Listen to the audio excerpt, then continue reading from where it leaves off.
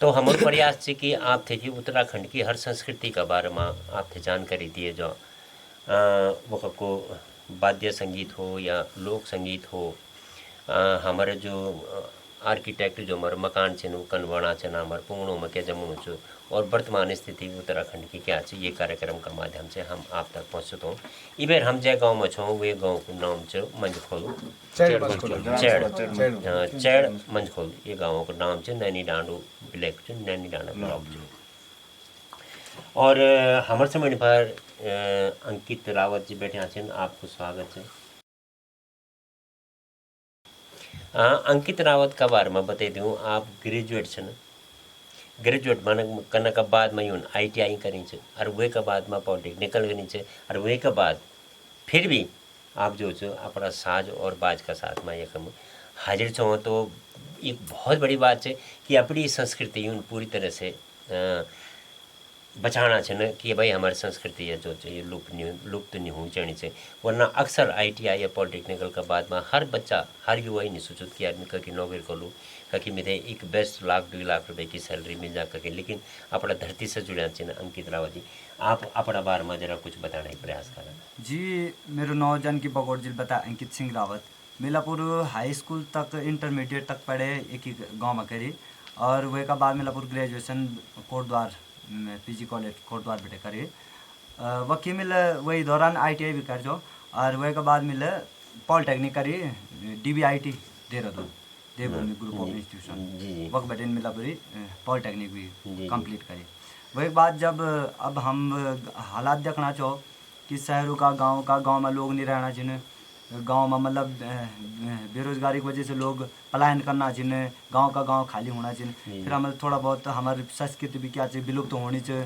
तो एक वजह से थोड़ा बहुत हम तो आप लगाओ संस्कृति से बचपन बेटे कि आप संस्कृति से लगाओ चाहिए। और हम एक बार थोड़ा चिंतन मनन भी करता कि मतलब हमारी संस्कृति रहनी चाहिए बची जी। और बड़ी बात ये हो कि यून ITI करने के बाद पॉलिटेक्निकल करने के बाद भी नौकरी के बारे में सोची यून बोल कि स्वरोजगार हम अपने उत्तराखंड में करला ताकि आने वाला कुछ और लोग थे भी हम रोजगार दे सको। क्या स्वरोजगार जो आपने एक प्रयास करी अभी तक?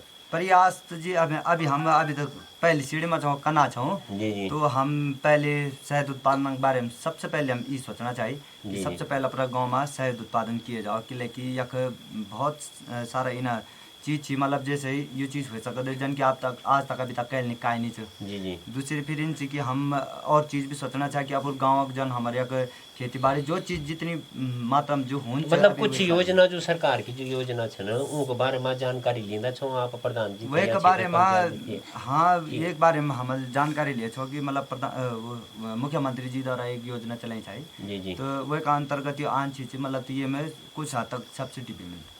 अच्छा। तो भाई बड़ों पुनों का मतलब ये हो चुका कि हम बहुत सारा गांव में जो दोनों नेगेटिविटी भी बहुत ज़्यादा लोग मान कि सरकार कुछ नहीं करनी चाहिए, सरकार कुछ नहीं करनी चाहिए। लेकिन जब जो युवा कन चाणा छे वो वाकई खुद जन नो सरकार का पास में पूछ दिन कि भाई सरकार का मेरा वास्ते क्या है और तब सरकार उनसे दीन से कि भैया तेरा वास्ता यो च। तो यह जागरूकता हर इंसान का अंदर होनी चाहिए जो वाकई जो ये काम थे कंचणु चो नहीं तो बहाना बनाना को तो बहुत सारा बहाना चाहिए। तो जरा यूँ साज बाजों को आनंद लियोला यूँ दगड़ और वाकई बहुत स्पेशल कैरेक्टर यो अंकित रावत जी आज ये गाँव उठा माँ हमते मिलो जो गाँव जी हो चैड़ मंझखोला। हाँ, ये गाँव में हमते एक बहुत ही अच्छो कैरेक्टर मिलो तो हम जरा यूँ को भी आनंद लियोला। हालांकि प्रोफेशनल जागरी नहीं रावत ठाकुर छो। हाँ, रावत ठाकुर से नहीं अरे ना ही मतलब कुछ इन वृत्ति चाहिए की ना कुछ, लेकिन एक शौक च तो हम आप जाकर सुनता। बिल्कुल जी।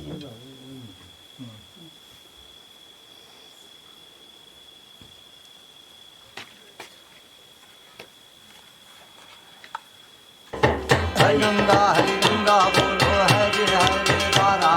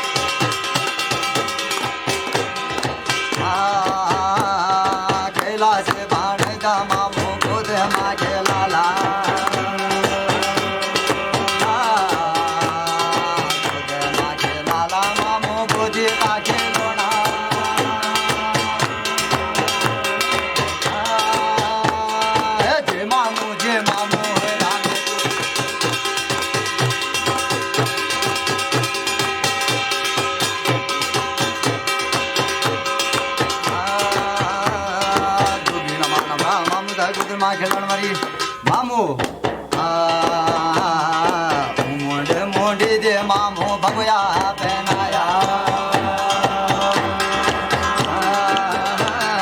भगया दे मामो जोगी जो पहनाया लीरा जल कांदर जोगे माथर मल्ल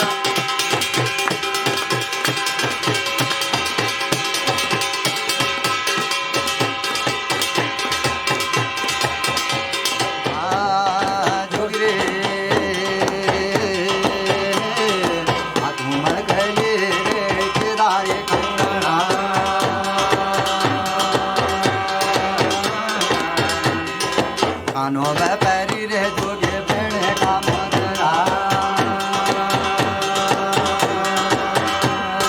जोगी आप रामा मुझे दिल धक्का